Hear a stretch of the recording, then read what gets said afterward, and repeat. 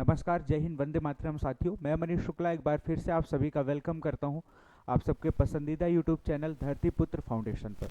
और धरती पुत्र फाउंडेशन जिसका उद्देश्य है शिक्षित बने, सबल बने, और घनानंद सर के द्वारा शुरू किया गया एक बहुत अच्छी मुहिम है जिसमें फ्री एजुकेशन देने का वादा किया गया है और उस वादे को निरंतर जारी रखा गया है। उस पर काम लगातार चल रहा है, आपको क्लासेस लगातार मिल रही हैं।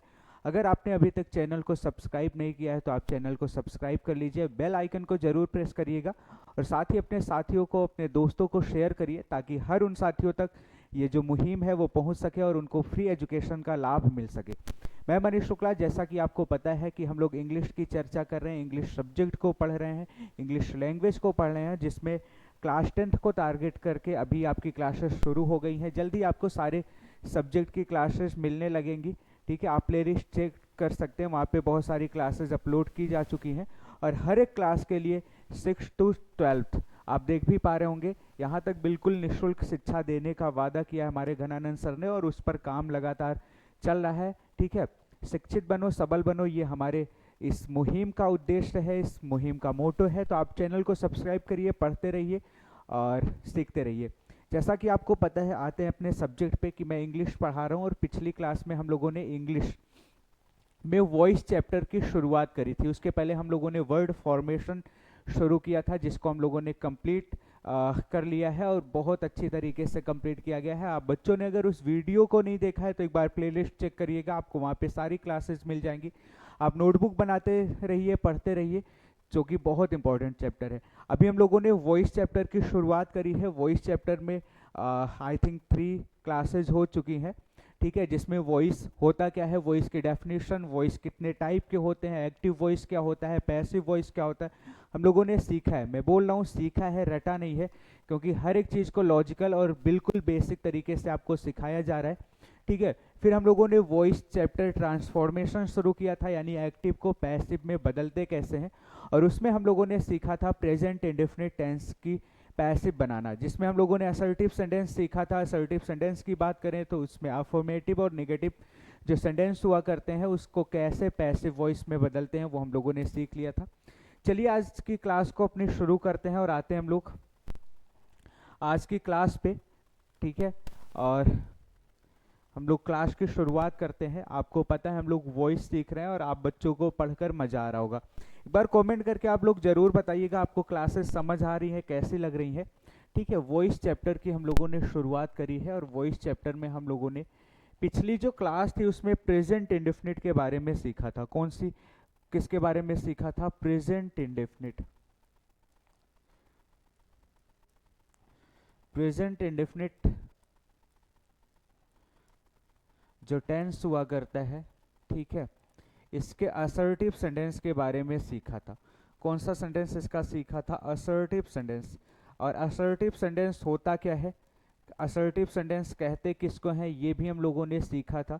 ठीक है, हर एक चीज़ को आप जानते चलें, सीखते चलिए और हर चीज़ का क्यों आपको पता होना चाहिए। ठीक है, असर्टिव सेंटेंस के अंतर्गत हम लोगों ने अफर्मेटिव सेंटेंस सीखा था। ठीक है, कि अफर्मेटिव सेंटेंस को पहचानेंगे कैसे और ये कैसे पता चलेगा कि ये प्रेजेंट इंडेफिनिट का अफर्मेटिव सेंटेंस है, और उसकी पैसिव वॉइस कैसे बनाएंगे।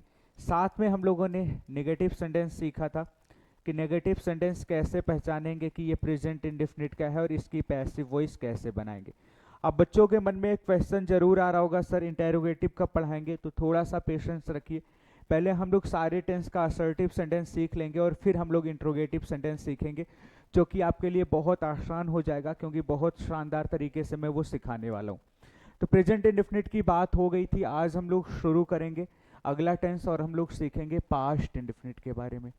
कौन से टेंस के बारे में सीखेंगे? पास्ट इंडेफिनिट टेंस के बारे में सीखेंगे कि आखिर ये पास्ट इंडेफिनिट टेंस पता कैसे चलता है, पहचानते कैसे हैं, और पास्ट इंडेफिनिट में आने वाले सेंटेंस को पैसिव वॉइस में कैसे बदलते हैं।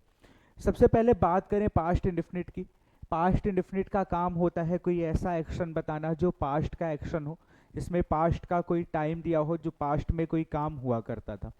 ठीक है, अब पास्ट इंडेफिनिट, क्योंकि अभी हम लोग टेंस नहीं पढ़ रहे हैं, हम लोग वॉइस पढ़ रहे हैं, तो वॉइस को हम लोग सीखेंगे। टेंस भी जल्दी मैं आपको इस चैप्टर को कंप्लीट करने के बाद पढ़ाऊंगा।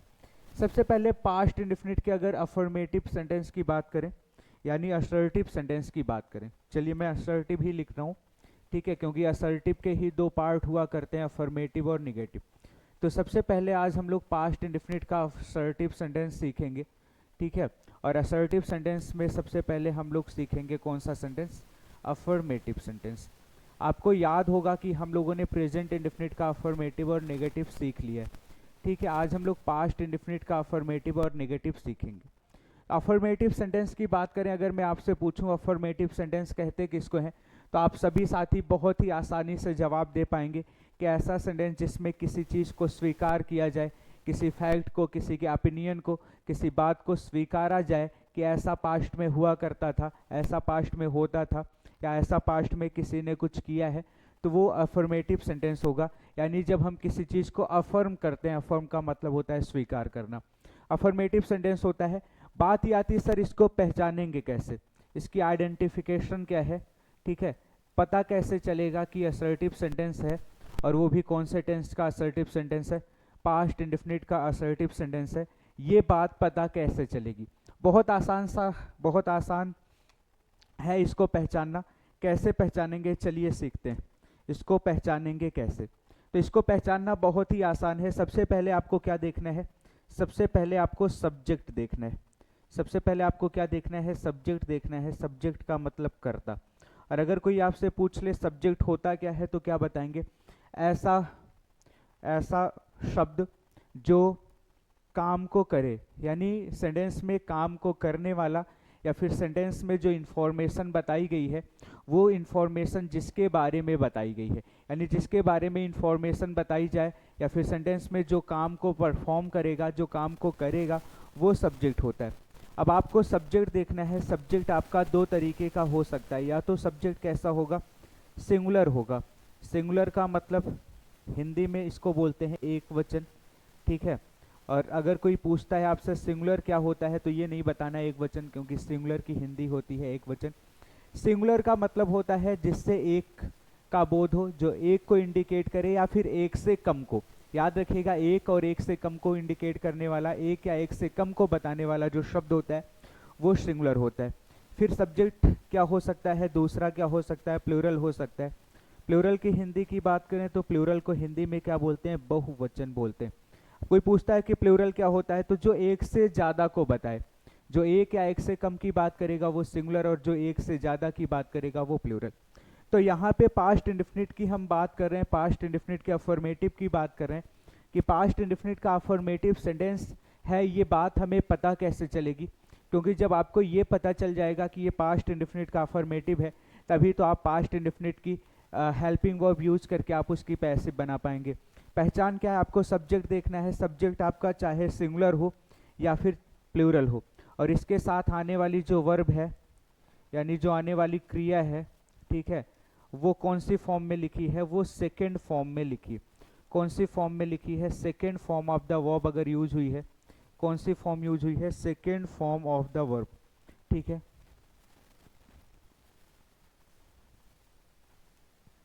Second form of the verb अगर यूज हुई है तो उसको इंग्लिश ग्रामर में हम कौन सा टेंस, कौन सा सेंटेंस मानेंगे, अफर्मेटिव सेंटेंस है। और कौन से टेंस का अफर्मेटिव है, पास्ट इंडेफिनिट का अफर्मेटिव है। कैसे पता चलेगा, सब्जेक्ट के साथ अगर वर्ब की सेकेंड फॉर्म यूज हुई है तो वो पास्ट इंडेफिनिट का अफर्मेटिव सेंटेंस होगा। ये बात आपको अगर पता चल जाएगी तो अब बात आती है इसकी पैसिव कैसे बनाएंगे, क्योंकि ये जो स्ट्रक्चर है वो तो एक्टिव वॉइस का है। किसका स्ट्रक्चर है, एक्टिव वॉइस का।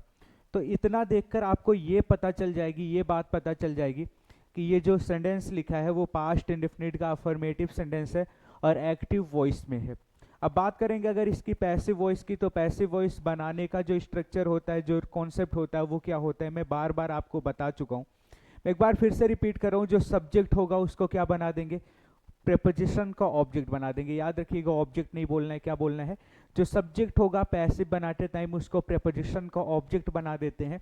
और ये जो प्रेपोजिशन का ऑब्जेक्ट हम बनाते हैं, इसको इंग्लिश ग्रामर में हम क्या बोलते हैं, एजेंट के नाम से हम जानते हैं। याद रखिएगा, जितना अच्छे से आप उसको नॉमिनेट करेंगे, जितना सही तरीके से आप उसको नॉमिनेट करेंगे, चीज़ें उतनी आसान होती जाएंगी आपके लिए। और क्योंकि आपको यहीं पे रुकना नहीं, आपको आगे भी पढ़ना है, तो चीज़ें आपके लिए बहुत बेहद आसान हो जाएंगी अगर आप सही तरीके से उसको नॉमिनेट करना और सीख जाएंगे तो जो सेंटेंस का सब्जेक्ट होता है, एक्टिव सेंटेंस का सब्जेक्ट होता है, उसको पैसिव बनाते टाइम प्रेपोजिशन का ऑब्जेक्ट यानी एजेंट बना देते हैं, और जो सेंटेंस का ऑब्जेक्ट होता है, एक्टिव सेंटेंस का ऑब्जेक्ट था, उसको पैसिव बनाते टाइम क्या बना देते हैं, ग्रामेटिकल सब्जेक्ट बना देते हैं यानी सब्जेक्ट बना देते हैं। तो अभी तक जो सब्जेक्ट था, जो ऑब्जेक्ट था पैसिव बनाते टाइम, उसको हम क्या बना देंगे, सब्जेक्ट बना देंगे। जो ऑब्जेक्ट था पैसिव बनाते टाइम, उसको सब्जेक्ट बना देंगे। अब बात क्यों की हो रही है यहाँ पे पैसिव बनाने की, तो जैसे ही सब्जेक्ट की बात होगी, याद रखिएगा दुनिया का कोई भी सब्जेक्ट होगा तो वो या तो सिंगुलर होगा या क्या होगा, प्लूरल होगा। तो ये जो सब्जेक्ट होगा फिर से या तो सिंगुलर होगा या फिर कैसा होगा, प्लूरल होगा, या तो सिंगुलर होगा या फिर कैसा होगा, प्लूरल होगा। ठीक है, अगर सिंगुलर होगा तो पैसिव बनाते टाइम आप हेल्पिंग वर्ब वर्ड्स का यूज करेंगे, और प्लूरल होगा तो हेल्पिंग वर्ब कौन सी यूज करेंगे, वर्ब का यूज करेंगे। और कौन सी फॉर्म यूज करेंगे, कौन सी फॉर्म यूज करेंगे, थर्ड फॉर्म का यूज करेंगे। क्यों थर्ड फॉर्म का यूज करेंगे, क्योंकि पैसिव वॉइस में हमेशा वर्ब की थर्ड फॉर्म यूज की जाती है। ये हमने आपको डे 1 बताया था जब हमने वॉइस की पहली क्लास ली थी। ये हो गया स्ट्रक्चर, और ये स्ट्रक्चर किसका हो गया, पैसिव वॉइस का हो गया, पैसिव वॉइस का ये स्ट्रक्चर हो गया। चलिए मैं आपके लिए इसको एक बार फिर से रिपीट कर रहा हूँ, ध्यान से सुनिएगा। ठीक है, इसके पहले हम लोगों ने प्रेजेंट इंडेफिनिट का अफर्मेटिव और प्रेजेंट इंडेफिनिट का नेगेटिव सेंटेंस सीख लिया है। आज हम लोगों ने शुरू किया है पास्ट इंडेफिनिट का अफर्मेटिव और नेगेटिव सेंटेंस सीखेंगे। ठीक है, पहले अफर्मेटिव सेंटेंस हम लोग सीख रहे हैं, तो सबसे पहले तो बात यही आती है, सबसे पहले बात तो यही आती है कि पता कैसे चलेगा कि ये पास्ट इंडेफिनिट का अफर्मेटिव सेंटेंस है। तो बहुत आसान है पता करना। कैसे पता चलेगा, ये लिखी हुई है आइडेंटिफिकेशन यानी पहचान। कैसे पता चलेगा, आपको सब्जेक्ट देखना है। सब्जेक्ट जब भी आप देखेंगे तो दो ही तरीके का सब्जेक्ट होगा, या तो सिंगुलर होगा या फिर कैसा होगा, प्लूरल होगा। सब्जेक्ट चाहे तो सिंगुलर हो या फिर प्लूरल हो, अगर वर्ब की सेकेंड फॉर्म लगी है, second form of the verb अगर यूज हुई है, तो इसका मतलब ये पास्ट इंडेफिनिट है। और कौन सा सेंटेंस है, अफर्मेटिव सेंटेंस है। पैसिव बनाते टाइम क्या करना है, जो ऑब्जेक्ट होगा उसको सब्जेक्ट बनाना है, ये तो मैं बार बार बता रहा हूँ। ठीक है, वही कॉन्सेप्ट हर एक टेंस में अप्लाई होगा। जो ऑब्जेक्ट था उसको आप क्या बना देंगे, सब्जेक्ट बना देंगे, और जैसे ही इसको आप सब्जेक्ट बनाएंगे या तो सिंगुलर होगा या तो प्लूरल होगा। ठीक है, तो पास्ट इंडेफिनिट की पैसिव बनाते टाइम हेल्पिंग वर्ब कौन सी यूज होती है, वर्स और वर यूज होती। सिंगुलर सब्जेक्ट के साथ वर्स और प्लूरल सब्जेक्ट के साथ कौन सी यूज होती है, वर यूज होती है। और पास्ट इंडेफिनिट में कौन सी फॉर्म लगती है, third form of the verb का यूज करते हैं। बस इतना सा इसका कॉन्सेप्ट है, यही बात हम लोग सीखेंगे। आप लोग इसका स्क्रीनशॉट ले लीजिए और नोटबुक बनाते चलिए। मैं बार बार बोल रहा हूँ, जितना अच्छे से आप नोटबुक बनाएंगे उतना ही पढ़ने में मजा आएगा। जब आप रिवीजन करेंगे आपको लगेगा ये मेरी मेहनत है जो मेरे सामने रखी हुई है, क्योंकि हमने इसको खुद से लिखा है और खुद की मेहनत देखकर मजा आता है। ठीक है, इसलिए खुद से नोट्स जरूर बनाइएगा, स्क्रीनशॉट ले लीजिए, बाद में आप नोटबुक जरूर बनाइएगा क्लास देखने के बाद। ठीक है, टेक योर टाइम, आप लोग स्क्रीनशॉट ले लीजिए, फिर हम लोग आगे बढ़ते हैं। Sorry,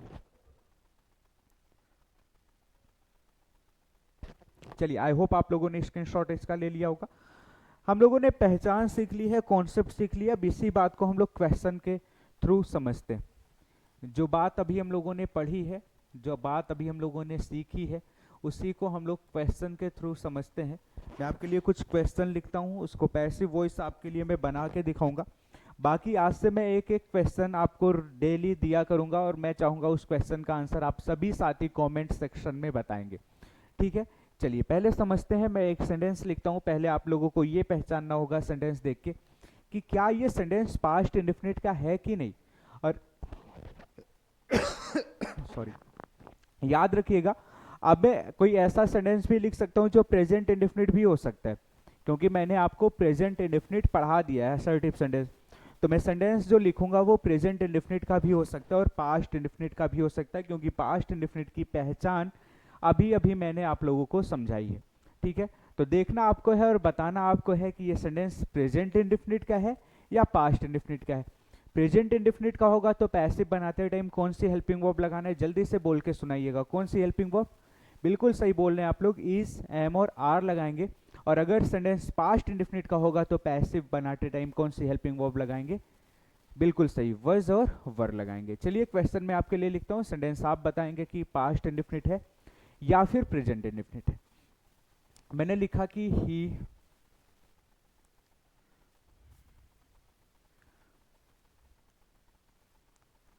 cooked food. चलिए छोटा सा इस सेंटेंस मैंने आपके लिए लिखा है। पहले इस सेंटेंस को आप लोग देखें, क्योंकि ये क्लास 10th का अभी हम लोग सिलेबस कवर कर रहे हैं, तो उसी लेवल का सेंटेंस मैं आप सबके लिए लिख रहा हूँ। जैसे ही हम लोग 12th की क्लास लेकर आएंगे, 12th के लेवल का सेंटेंस आपको मिलेगा, ठीक है। क्योंकि आप एक एक सीढ़ी जब आगे बढ़ेंगे तो आपको बढ़ने में मजा आएगा और आप थकेंगे नहीं, ठीक है। आप मंजिल तक पहुँच जाएंगे बिना थके। तो चलिए एक सेंटेंस मैंने आपके लिए लिखा है, ही कुक्ड फूड। पहले आप लोगों को इस सेंटेंस को देखना है और ये बताना है कि ये सेंटेंस कौन से टेंस में है, प्रेजेंट इंडेफिनिट में है या पास्ट इंडेफिनिट में। क्योंकि अभी मैंने आपको प्रेजेंट इंडेफिनिट पढ़ाया और पास्ट इंडेफिनिट पढ़ा रहा हूँ, तो सेंटेंस दोनों में से किसी में भी हो सकता है। जल्दी से देखिए और बताइए आप लोग कौन से टेंस में। ये देखिए हो गया सब्जेक्ट।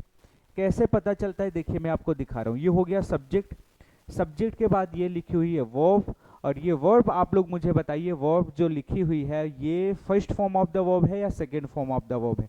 क्योंकि सब्जेक्ट के तुरंत बाद third form of the verb नहीं आ सकती, याद रखिएगा, ठीक है। Third form of the main verb, जो मेन वर्ब की थर्ड फॉर्म होती है वो हमेशा हेल्पिंग वर्ब के साथ आती है, ठीक है। तो हेल्पिंग वर्ब के साथ नहीं लिखिए, मतलब ये सेकेंड फॉर्म ही होगी, क्योंकि कुक होती है फर्स्ट फॉर्म और कुक्ड होती है इसकी कौन सी फॉर्म, सेकेंड फॉर्म होती, ठीक है।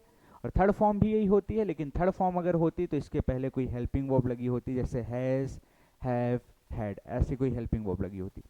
चलिए देखिए सब्जेक्ट हो गया, और ये फर्स्ट फॉर्म तो है नहीं, फर्स्ट फॉर्म नहीं है तो इसका मतलब second form of the verb है, ठीक है। और ये वर्ब के बाद मिलने वाला जो भी नाउन या प्रोनाउन होता है वो अपने आप में क्या हो जाता है, ऑब्जेक्ट हो जाता है। तो सब्जेक्ट हो गया, second form of the verb मिल गई, ऑब्जेक्ट मिल गया। और सब्जेक्ट के साथ अगर second form of the verb मिली है, मतलब ये कौन सा टेंस है, ये पास्ट इंडेफिनिट है। कौन सा टेंस है, पास्ट इंडेफिनिट टेंस है, बिल्कुल सही बोल रहे हैं आप लोग।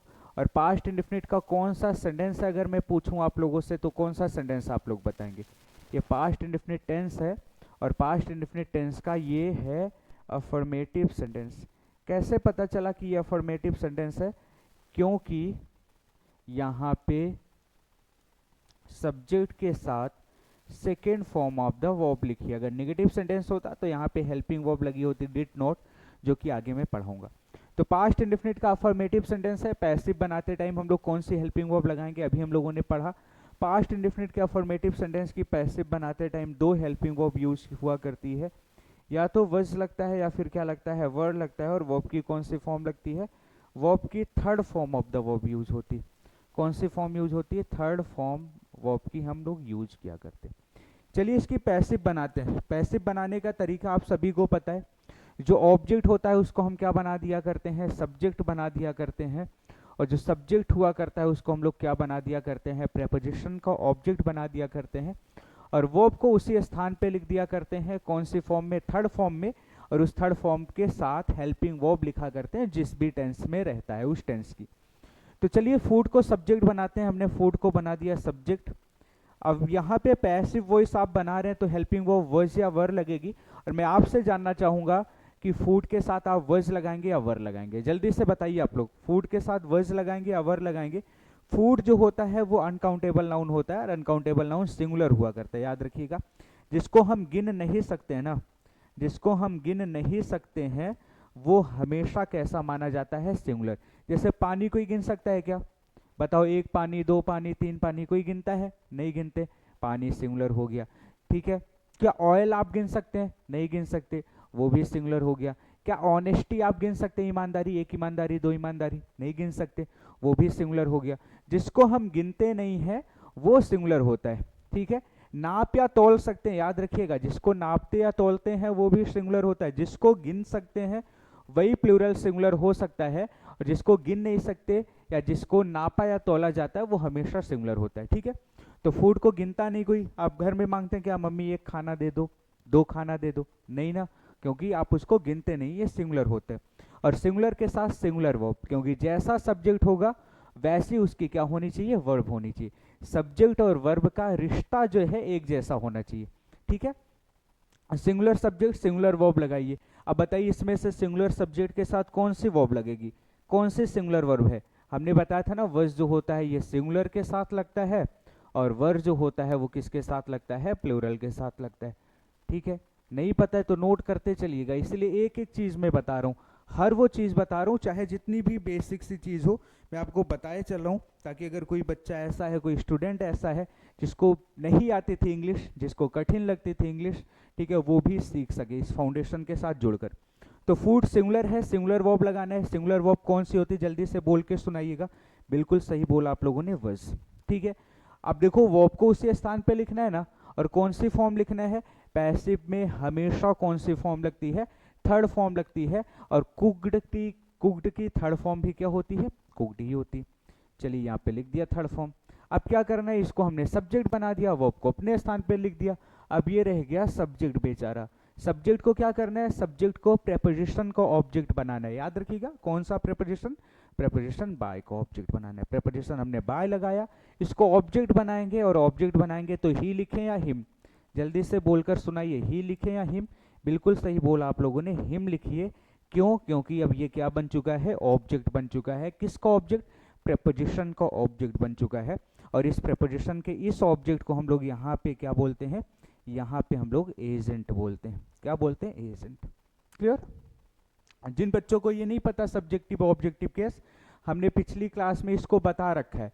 ठीक है, क्या बता रखा है कि ही होता है सब्जेक्टिव केस, और हिम होता है इसका कौन सा केस, ऑब्जेक्टिव केस। शी होता है ऑब्जेक्टिव केस, और हर होता है इसका कौन सा case, objective case.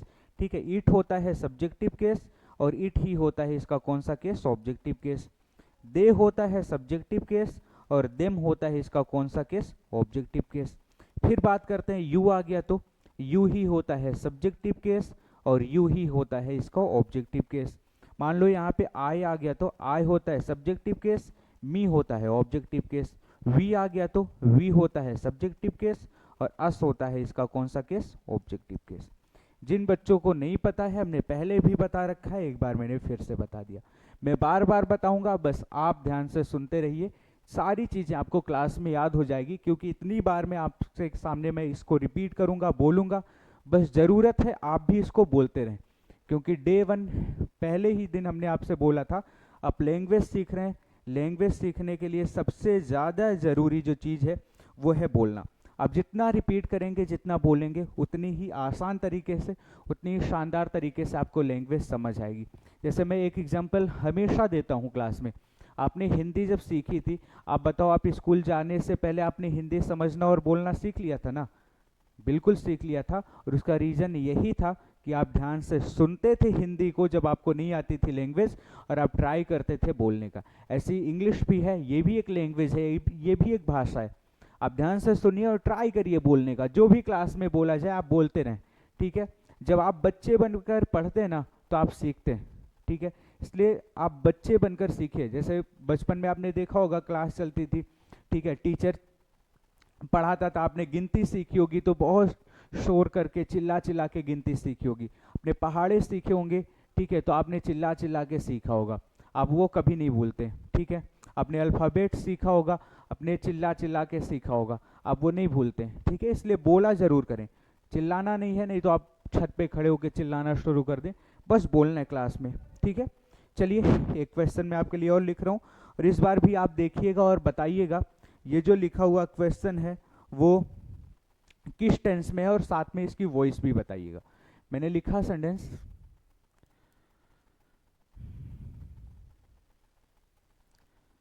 They sent the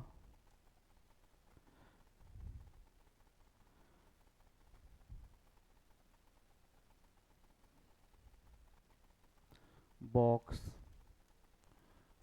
two him. They sent the box to him. ठीक है, उन लोगों ने उस बॉक्स को किसको भेज दिया, उसको भेज दिया। उन लोगों ने वो जो बॉक्स था उस आदमी को भेज दिया।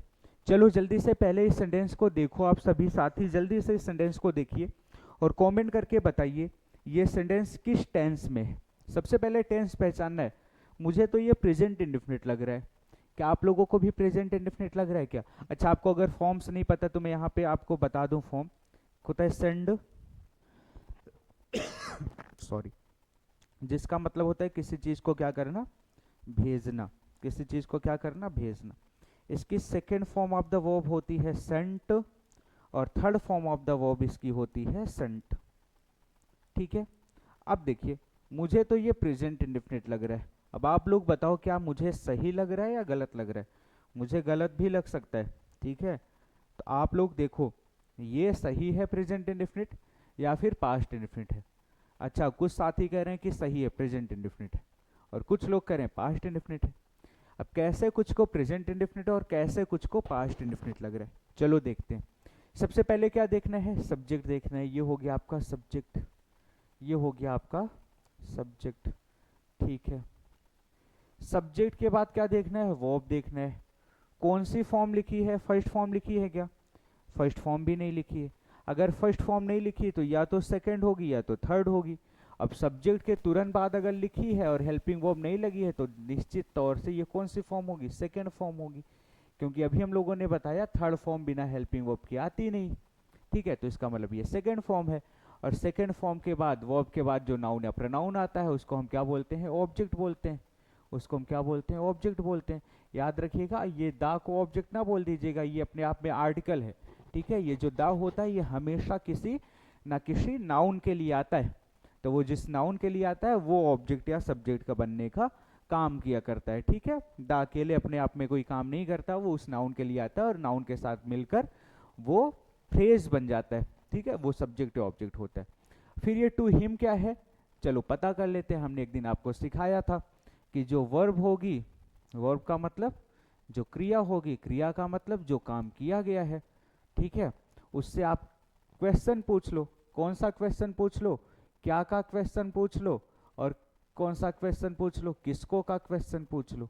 यानी इंग्लिश में बात करें तो कौन सा क्वेश्चन पूछ लो, व्हाट का क्वेश्चन पूछ लो, या फिर कौन सा क्वेश्चन पूछ लो, whom का क्वेश्चन पूछ लो। और जो इसका रिप्लाई मिलेगा वो अपने आप में क्या होता है, क्या होता है, जल्दी से बोलिए आप लोग, ऑब्जेक्ट होता है। बिल्कुल सही बोल रहे हैं आप लोग। तो चलिए क्वेश्चन पूछते हैं। सेंड का मतलब भेजना। उसने, उन लोगों ने क्या भेजा है, क्या भेजा है, ये देखो क्या का रिप्लाई मिल रहा है, क्या भेजा है, बॉक्स भेजा है। किसको भेजा है, किसको भेजा है, उसको भेजा है।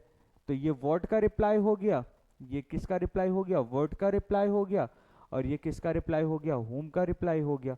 और वर्ड या होम का रिप्लाई क्या होता है, ऑब्जेक्ट होता है। यानी इस वाले सेंटेंस में दो दो ऑब्जेक्ट मिल गए, ये भी ऑब्जेक्ट हो गया और ये भी अपने आप में क्या हो गया, ऑब्जेक्ट हो गया। अब दो दो ऑब्जेक्ट हैं, आप याद करो जब दो दो ऑब्जेक्ट आ जाते हैं तो हमने आपको वहां पे इसका नाम भी बताया था। एक को बोलते हैं डायरेक्ट ऑब्जेक्ट और एक को बोलते हैं कौन सा ऑब्जेक्ट, इनडायरेक्ट ऑब्जेक्ट। अब अगर आपको याद है तो जल्दी से बताइए कौन सा डायरेक्ट ऑब्जेक्ट है और कौन सा इनडायरेक्ट ऑब्जेक्ट है। और नहीं याद है तो फिर से एक बार मैं आप सभी के लिए बता दे रहा हूँ। डायरेक्ट ऑब्जेक्ट कौन सा होता है, जो व्हाट का रिप्लाई होता है, जो व्हाट का रिप्लाई होता है। ठीक है, ये सारी चीजें कहीं पे आप लोग लिखते जरूर चलिएगा। ठीक है, इसलिए सब कुछ बताते चल रहा हूँ ताकि आपकी जब नोटबुक बने, आप नोट्स बनाए और जब बाद में आप रिवीजन करें तो आप देखें कि आपको सब कुछ आ रहा है। ठीक है, और इस तरीके से पढ़िए कि कभी आपको डाउट ना हो। ठीक है, और इनडायरेक्ट ऑब्जेक्ट क्या होता है, इनडायरेक्ट ऑब्जेक्ट क्या होता है, इनडायरेक्ट ऑब्जेक्ट होता है जो किसको का रिप्लाई होता है, यानी whom का रिप्लाई, whom का जो रिप्लाई होता है वो इनडायरेक्ट ऑब्जेक्ट होता है।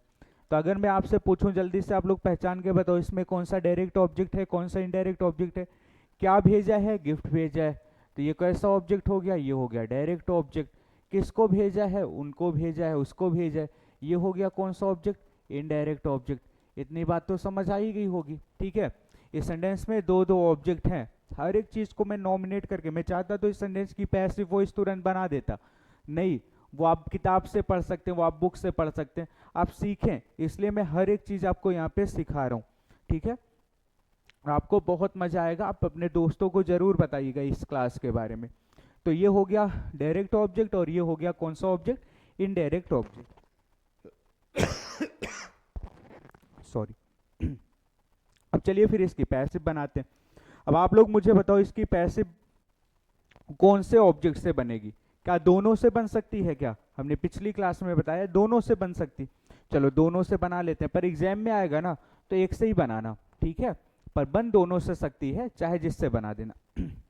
चलो पहले इस वाले ऑब्जेक्ट से बना लेते हैं। अगर इस वाले ऑब्जेक्ट से इसकी पैसिव बनाएंगे, इसको मैं इरेज कर दे रहा हूं, ठीक है। अगर इस वाले ऑब्जेक्ट से बनाएंगे इसकी पैसिव, तो पहले इसको सब्जेक्ट बना दो, और उस वाले ऑब्जेक्ट से बनाना है अगर पैसिव, तो उसको बना दो क्या, सब्जेक्ट। तो इस वाले ऑब्जेक्ट से बनाते हैं पहले, फिर इस वाले ऑब्जेक्ट से बनाते हैं। चलो द बॉक्स को सब्जेक्ट बना देते हैं, हमने लिख दिया द बॉक्स। अब आप लोग मुझे बताओ, ये तो हो गया सब्जेक्ट, सिंगुलर है कि प्लूरल है? सिंगुलर है, ठीक है। अब इसके साथ पैसिव बना रहे हैं ना, पास्ट इंडेफिनिट की पैसिव में कौन सी हेल्पिंग वर्ब लगती है, वॉज या वर। और अगर ये सिंगुलर है तो क्या लगाएंगे, हेल्पिंग वर्ब वॉज लगाएंगे। फिर क्या करना था, वर्ब की थर्ड फॉर्म लिखना था। सेंड की थर्ड फॉर्म क्या होती है, सेंट ही होती, ठीक है। अब सब्जेक्ट को प्रेपोजिशन को ऑब्जेक्ट बनाना था, लेकिन आप देखो ये वाला ऑब्जेक्ट यहाँ पे लिखा है, और किसका ऑब्जेक्ट है, वर्ब का ये ऑब्जेक्ट है। तो वर्ब का ऑब्जेक्ट है तो वर्ब के पास ही रहने दो उसको, ठीक है। तो द बॉक्स वॉज सेंट, और सेंट के बाद क्या लिखा है, टू हिम। किसके द्वारा, दे के द्वारा। अब सब्जेक्ट को प्रेपोजिशन को ऑब्जेक्ट बनाते हैं, बाय लगाया, और दे को ऑब्जेक्ट क्या होता है, देम होता है। अभी अभी लिख के बताया था हमने, देम हो गया। तो एक तो पैसिव इसकी ये हो गई, एक तो इसकी ये पैसिव हो गई। दूसरे वाले ऑब्जेक्ट से भी इसकी पैसिव हम बना सकते हैं। चलिए दूसरे वाले ऑब्जेक्ट से अगर पैसिव बनाना है तो फिर इसको सब्जेक्ट बना देते हैं, और हिम को सब्जेक्ट बनाएंगे तो क्या हो जाएगा, अभी अभी हम लोगों ने पढ़ा था ही सब्जेक्ट होता है और हिम उसका क्या होता है, ऑब्जेक्टिव केस होता है। तो हिम को सब्जेक्ट बनाएंगे तो इसका सब्जेक्टिव केस क्या हो जाएगा, ही हो जाएगा। अब आप लोग बताओ मुझे, ही सिंगुलर या प्लूरल, ही सिंगुलर होता है, वेरी गुड। अगर सिंगुलर है तो कौन सी हेल्पिंग वर्ब लगाएंगे, वज लगाएंगे, वेरी गुड। कौन सी फॉर्म लिखना है, थर्ड फॉर्म। चलिए सेंट की थर्ड फॉर्म क्या होती है, सेंट की थर्ड फॉर्म सेंट ही होती, ठीक है। सेंट की थर्ड फॉर्म सेंट होती क्योंकि फर्स्ट फॉर्म इसकी सेंड होती, ठीक है। अब जो दूसरा ऑब्जेक्ट है उसको तो उसी के पास लिखना है ना, क्योंकि वर्ब का ऑब्जेक्ट है तो वर्ब के पास ही रहेगा, ठीक है। जिसका ऑब्जेक्ट है उसके पास लिखे, तो he was sent the box. अब ये हो गया सब्जेक्ट, और सब्जेक्ट को क्या बनाना है, प्रेपोजिशन का ऑब्जेक्ट, बाय हो गया। और ही दे का ऑब्जेक्टिव केस क्या होता है, देम होता है। ये हो गई इसकी पैसिव वॉइस। तो अगर दो ऑब्जेक्ट आए हैं तो दोनों ऑब्जेक्ट से आप उसकी पैसिव वॉइस बना सकते हैं, ठीक है। चाहे डायरेक्ट ऑब्जेक्ट से बना दीजिए और चाहे इनडायरेक्ट ऑब्जेक्ट से बना दीजिए। डायरेक्ट ऑब्जेक्ट और इनडायरेक्ट ऑब्जेक्ट पहचानते कैसे हैं, जो वर्ड का रिप्लाई होता है वो डायरेक्ट ऑब्जेक्ट होता है, और जो होम का रिप्लाई होता है वो इनडायरेक्ट ऑब्जेक्ट होता है। पता कैसे चलता है, आप जो वर्ब होगी उससे क्या या किसको का क्वेश्चन करेंगे। समझ आ गई है बात, आप लोग स्क्रीनशॉट इसका लेते चलें और अच्छे से नोटबुक बनाते चलिए। चलिए नेक्स्ट क्वेश्चन पे आते हैं, एक दो क्वेश्चन हम लोग और सॉल्व कर लेते हैं। और जैसे ही मैं ये चैप्टर कंप्लीट करूंगा ना, इस चैप्टर का बहुत सारा क्वेश्चन आपके लिए लेकर आऊंगा, और आपके साथ उस क्वेश्चन को मिलके सॉल्व करेंगे, और आप लोग ही सॉल्व करेंगे, मैं सिर्फ आपकी हेल्प करूंगा, और बहुत सारा क्वेश्चन सॉल्व कर लेंगे। तो आप देखेंगे कि इस चैप्टर से, इस टॉपिक से आने वाले जितने भी क्वेश्चन होंगे एग्जाम में, आप आसानी से बना पाएंगे, ठीक है। तो पढ़ेंगे भी, प्रैक्टिस भी करेंगे, और इस तरीके से प्रैक्टिस करना है कि वो चैप्टर से आने वाला क्वेश्चन आपसे बच के नहीं जाएगा, ठीक है।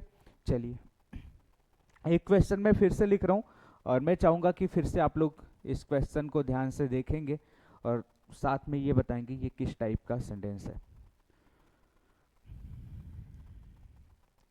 जितने भी वॉइस के कॉन्सेप्ट होंगे सारे कॉन्सेप्ट आपको सिखाए जाएंगे, बस आपको पेशेंस के साथ पढ़ना है, ठीक है। सारे सेंटेंस सिखाए जाएंगे, कोई ये नहीं परेशान होगा कि इंट्रोगेटिव नहीं सिखा रहे, इंपेरेटिव नहीं सिखा रहे हैं, सब सिखाया जाएगा। पहले असर्टिव सारे सेंटेंस का सीख लें। अभी असर्टिव में बहुत सारे कॉन्सेप्ट ऐसे आएंगे जहाँ पे प्रेपोजिशन बाय नहीं लगेगा। बहुत केस ऐसा आएगा जो आगे मैं आपको सिखाऊंगा जहाँ पे बाय लगा के सब्जेक्ट भी लिखने की जरूरत नहीं होगी। अभी हम देखो हर बार सब्जेक्ट को प्रेपोजिशन बाय के साथ लिख रहे हैं ना, कुछ केस ऐसे भी आएंगे जहाँ पे सब्जेक्ट को प्रेपोजिशन बाय के साथ लिखने की जरूरत ही नहीं होगी, वहाँ पे सब्जेक्ट को छोड़ देंगे। कब छोड़ देंगे वो सब आगे हम लोग धीरे धीरे सीखते चलेंगे। चलिए फिलहाल एक क्वेश्चन और करते हैं हम लोग, ठीक है। मैंने एक क्वेश्चन लिखा, शी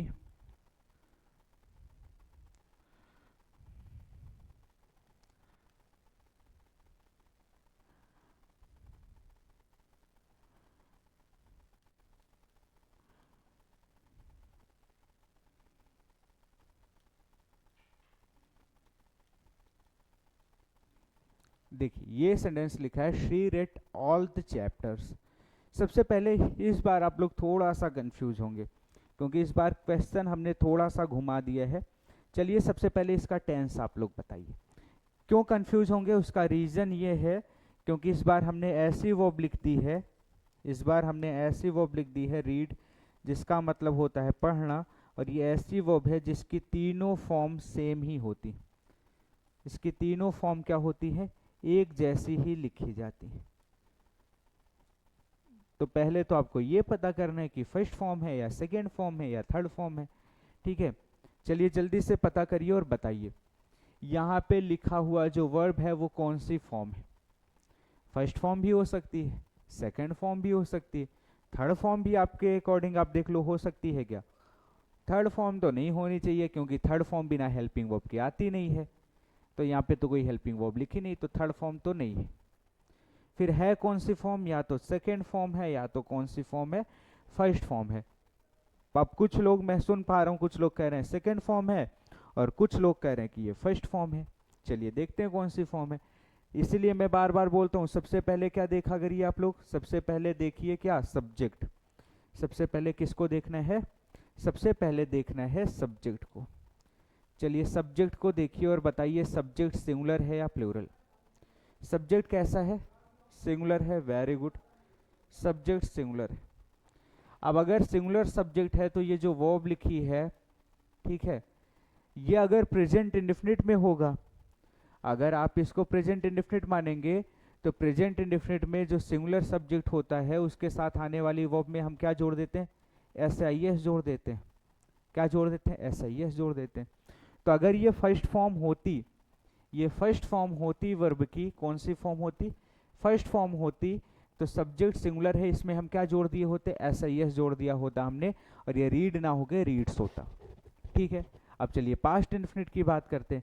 पास्ट इंडेफिनिट में भी पहले हम क्या देखते हैं, सब्जेक्ट देखते हैं, और यहाँ पे सब्जेक्ट चाहे सिंगुलर हो और चाहे कैसा हो, प्लूरल हो।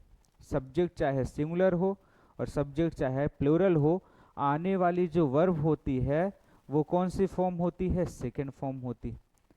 कौन सी फॉर्म होती है, सेकेंड फॉर्म। अब चलिए बताइए ये पास्ट इंडेफिनिट है या प्रेजेंट इंडेफिनिट। अगर प्रेजेंट इंडेफिनिट होता तो यहाँ पे वर्ब में क्या लगा होता, एस या ईएस लगा होता और ये रीड्स लिखा होता। इसका मतलब ये प्रेजेंट इंडेफिनिट नहीं है। फिर ये कौन सा है, ये है पास्ट इंडेफिनिट, क्योंकि पास्ट इंडेफिनिट में कौन सी फॉर्म लगती है, सेकेंड फॉर्म। इसका मतलब यहाँ पे लिखा हुआ जो रीड है वो अपने आप में सेकेंड फॉर्म है, और सेकेंड फॉर्म है इसका मतलब ये कौन सा टेंस हो गया, कौन सा टेंस हो गया, पास्ट इंडेफिनिट टेंस हो गया। और पास्ट इंडेफिनिट का कौन सा सेंटेंस हो गया, अफर्मेटिव सेंटेंस हो गया। अब अगर ये पास्ट इंडेफिनिट का अफर्मेटिव सेंटेंस है तो इसकी पैसिव कैसे बनेगी, चलिए सभी साथी एक बार ट्राई करेंगे इसको बनाने का। ये हो गया सब्जेक्ट, ये हो गई वर्ब, वर्ब के बाद जो मिलता है वो क्या हो जाता है, ऑब्जेक्ट। वर्ब के बाद जो मिलता है वो क्या हो जाता है, ऑब्जेक्ट। अब ये ऑब्जेक्ट ऑल अकेले नहीं है, क्यों ऑल अकेले नहीं है, क्योंकि ऑल आया किसके लिए है, चैप्टर्स के लिए आया है। कौन कौन से चैप्टर, तो आपने बोला सारे चैप्टर्स पढ़ लिया उसने। और ये दा अकेले भी ऑब्जेक्ट नहीं, क्योंकि दा भी हमेशा किसके लिए आता है, नाउन के लिए। तो ये नाउन जो लिखा है वो सब्जेक्ट या ऑब्जेक्ट है, क्योंकि इंग्लिश में सब्जेक्ट या ऑब्जेक्ट बनने का काम कोई नाउन करता है या फिर कोई प्रोनाउन करता है, वो आगे मैं सिखाऊंगा।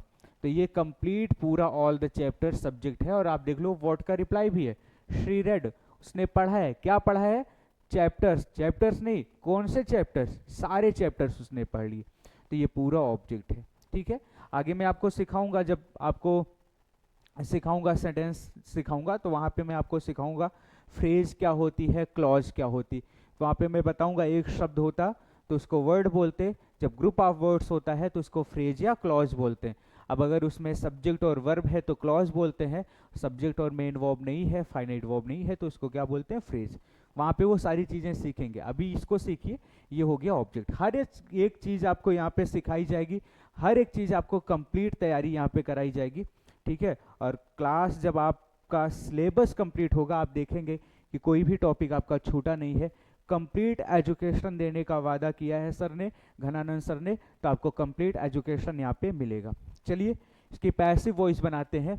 ऑब्जेक्ट को क्या बनाना था, सब्जेक्ट बनाना था, सब्जेक्ट को क्या बनाना था, प्रेपोजिशन को ऑब्जेक्ट बनाना था, और वर्ब को उसी स्थान पे लिखना था थर्ड फॉर्म के साथ।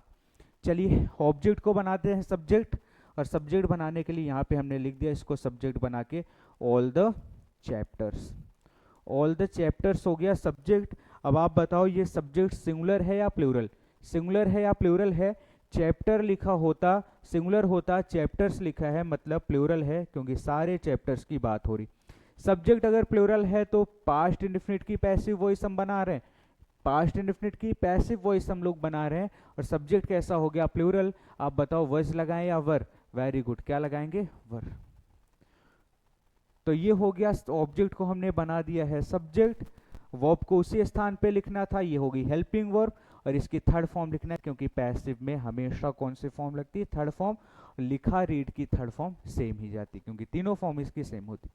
अब क्या रह गया, ऑब्जेक्ट बन गया सब्जेक्ट, वर्ब लिख गई अपने स्थान पे थर्ड फॉर्म बना के हेल्पिंग वर्ब के साथ, और ये सब्जेक्ट को क्या कर देना है, प्रेपोजिशन को ऑब्जेक्ट बनाना है। कौन सा प्रेपोजिशन लगाना है, प्रेपोजिशन बाय लगाना है।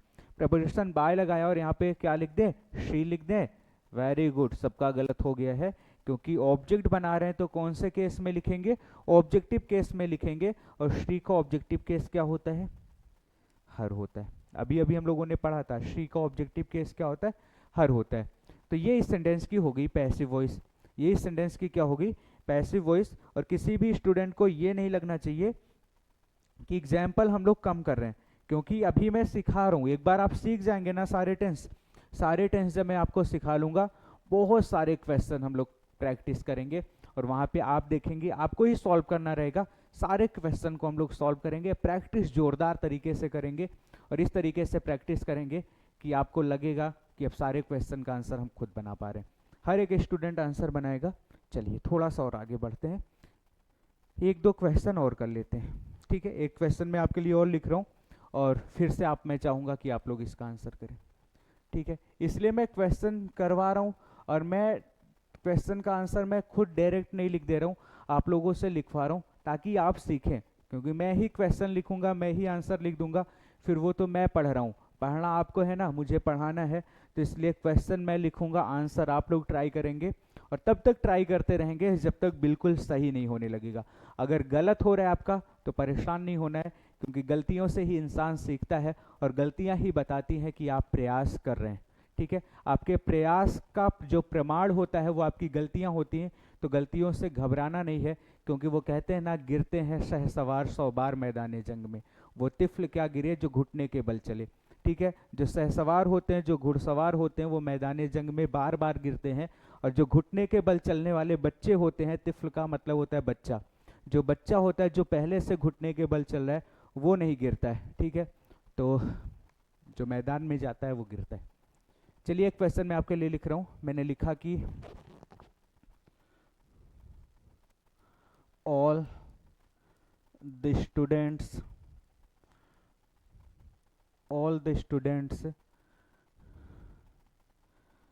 completed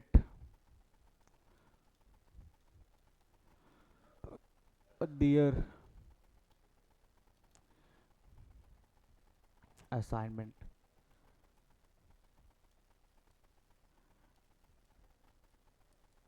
चलिए ये एक सेंटेंस आपके लिए लिखा है, फिर से क्या करना है, पहले सेंटेंस देखना है, सेंटेंस को पढ़ना है, बिल्कुल आराम से पढ़ना है, पेशेंस के साथ पढ़ना है, और ये पहचानना है ये सेंटेंस का टेंस कौन सा है, और सेंटेंस का सेंटेंस कौन से टाइप का है। सबसे पहले टेंस पहचानना है, फिर सेंटेंस पहचानना है कि कौन सा सेंटेंस है। टेंस कैसे पहचानते हैं, वर्ब को देखकर पहचानते हैं, ये हो गया आपका सब्जेक्ट। फिर से स्टूडेंट्स अकेले को सब्जेक्ट नहीं बोलना है, क्योंकि कौन से स्टूडेंट, ऑल द स्टूडेंट, सारे स्टूडेंट्स की बात करें तो जो नाउन के बारे में बताता है ना, जो नाउन के बारे में बताता है कि कोई नाउन कितना है, वो अपने आप में डिटरमिनर होता है। डिटरमिनर नहीं जानते तो आप एडजेक्टिव जान ले, ठीक है, क्योंकि जो एडजेक्टिव जो डिटरमिनर होते हैं वो एडजेक्टिव के ही पार्ट हुआ करते हैं। तो ये हो गया, याद रखिएगा डिटरमिनर्स एडजेक्टिव के पार्ट होते हैं, यानी सारे डिटरमिनर्स एडजेक्टिव होते हैं, लेकिन सारे एडजेक्टिव डिटरमिनर नहीं होते हैं। जब आपको सेंटेंस का पार्ट पढ़ाऊंगा, आपको पढ़ाऊंगा सब्जेक्ट और प्रेडिकेट, तो वहां पे आपको डिटरमिनर में पढ़ाऊंगा क्या होता है, ठीक है। तो ये हो गया सब्जेक्ट। सब्जेक्ट के बाद ये लिखी हुई है वर्ब, कौन सी फॉर्म है, फर्स्ट फॉर्म तो नहीं लगी है, फर्स्ट फॉर्म होती तो कंप्लीट लिखा होता, फिर कंप्लीटेड इसकी सेकंड और थर्ड फॉर्म होती। क्या थर्ड फॉर्म है क्या? बिल्कुल सही बोल रहे हैं कि थर्ड फॉर्म भी नहीं, क्योंकि थर्ड फॉर्म होती तो यहाँ पे कोई हेल्पिंग वर्ब लगी होती, हैज, हैव, हैड जैसी। ठीक है, तो थर्ड फॉर्म भी नहीं है, इसका मतलब ये है कौन सी फॉर्म? फिर second form of the verb है। कौन सी फॉर्म है? Second form of the verb है। ठीक है, वर्ब की सेकेंड फॉर्म है, और वर्ब के बाद जो मिलता है वो क्या हो जाता है? ऑब्जेक्ट हो जाता है। क्या कंप्लीट किया है? अपना अपना असाइनमेंट्स कंप्लीट किया है। क्या का रिप्लाई है, यानी ये क्या हो गया? ऑब्जेक्ट हो गया। चलिए, सब्जेक्ट भी मिल गया, वर्ब भी मिल गया, ऑब्जेक्ट भी मिल गया, और पैसिव बनाते टाइम हमें मतलब सब्जेक्ट, वर्ब और ऑब्जेक्ट से ही होता है। ऑब्जेक्ट मिल चुका है, करना फिर से वही है, ऑब्जेक्ट को क्या बना देना है? सब्जेक्ट। चलिए जल्दी से सभी साथी बोलेंगे, ऑब्जेक्ट को सब्जेक्ट बनाएंगे तो ऑब्जेक्ट को इधर लिखेंगे, और क्या लिखेंगे? जल्दी से बोलकर सुनाइएगा, क्या लिखेंगे? Their assignments. फिर क्या करना है? क्योंकि पैसिव बना रहे हैं, और कौन से टेंस की? पास्ट इंडेफिनिट की पैसिव बना रहे हैं। पास्ट इंडेफिनिट की पैसिव में हेल्पिंग वर्ब वज या वर लगता है। वज लगाएं या वर लगाएं? सब्जेक्ट देख लो, सब्जेक्ट कैसा है? प्लूरल। सब्जेक्ट कैसा है? प्लूरल है। कैसे पता चल गया? देखो यस लगा है। नाउन में ऐसा यस लगाते हैं तो नाउन प्लूरल हो जाता है, और वर्ब में ऐसा यस लगाते हैं तो वर्ब कैसी हो जाती है? सिंगुलर हो जाती है। याद रखिएगा, कंफ्यूज मत होइएगा, ये मत रट लेना कि ऐसा यस लगाने से प्लूरल बन जाता है। वो डिपेंड करता है कि किस में ऐसा यस लगा रहे हैं। नाउन में ऐसा यस लगाते हैं प्लूरल, वर्ब में ऐसा यस लगाते हैं सिंगुलर। ठीक है, तो ये प्लूरल हो गया, और प्लूरल हो गया तो कौन सी हेल्पिंग वर्ब लगाना है? वर लगाना है। ये लगा दिया हमने वर्ड। कौन सी फॉर्म लिखना है? Third form. कंप्लीट की थर्ड फॉर्म क्या होती? कंप्लीटेड ही होती। वेरी गुड, कंप्लीटेड ही होती। आप सभी बच्चे ऐसे सीखते रहो, ठीक है, बहुत मजा आने वाला है जब सीख लोगे सब लोग। तो their assignments were completed. Object को सब्जेक्ट, वर्ब को उसके स्थान पे लिख दिया। सब्जेक्ट को क्या कर दें? क्या बना दें? प्रेपोजिशन को ऑब्जेक्ट बना दें। ठीक है, प्रेपोजिशन बाय लगा दिया, ऑब्जेक्ट बना दो, ऑल द स्टूडेंट्स। ये बन गया प्रेपोजिशन का ऑब्जेक्ट। चलो मैं एक क्वेश्चन आप लोगों से पूछ ले रहा हूँ। ये जो प्रेपोजिशन का ऑब्जेक्ट आप लोगों ने यहाँ पे लिखा है ना, बाय ऑल द स्टूडेंट्स, अगर इसको नॉमिनेट करना हो, इसको नाम देना हो, तो इसको हम क्या नाम देंगे? सब्जेक्ट है, ऑब्जेक्ट है, कि क्या है? ये क्वेश्चन आपके लिए, क्योंकि कई बार मैंने बोला है। ठीक है, ये जो बाय ऑल द स्टूडेंट्स लिखा है, ये अपने आप में सब्जेक्ट है, ऑब्जेक्ट है, कि क्या है? ठीक है, इसका जवाब आप सभी साथी कमेंट करके बताएंगे। सभी साथी इसका जवाब जो जब भी इस वीडियो को देखेगा कमेंट करके जरूर बताएगा कि ये जो लिखा है ऑल द स्टूडेंट्स, ये अपने आप में है क्या। ठीक है, तो मैं सभी के कमेंट का इंतजार करूंगा, और आप लोग ऐसी नोट्स बनाते रहिए, सीखते रहिए, अपने दोस्तों को शेयर करते रहिए, अपने जितने भी दोस्त हैं, साथी हैं, सबको बताते रहिए, क्योंकि यहाँ पे आपको कंप्लीट एजुकेशन दिया जाएगा। आपको कहीं पे जाने की जरूरत नहीं है। कंप्लीट एजुकेशन, कंप्लीट सिलेबस आपको यहाँ पे पढ़ाया जाएगा। आप कंप्लीट सिलेबस यहाँ से सीखेंगे, इसलिए सभी को इस क्लास के बारे में बताइए, शेयर करिए, चैनल को सब्सक्राइब जरूर कर लीजिएगा, ताकि हर साथियों तक ये इन्फॉर्मेशन पहुँच जाए और उनका भी लाभ हो सके इस क्लास के द्वारा। ठीक है, तो जुड़े रहिए धरतीपुत्र फाउंडेशन के साथ, क्लासेज आपको रेगुलर मिलती रहेंगी। थैंक यू, जय हिंद सभी को।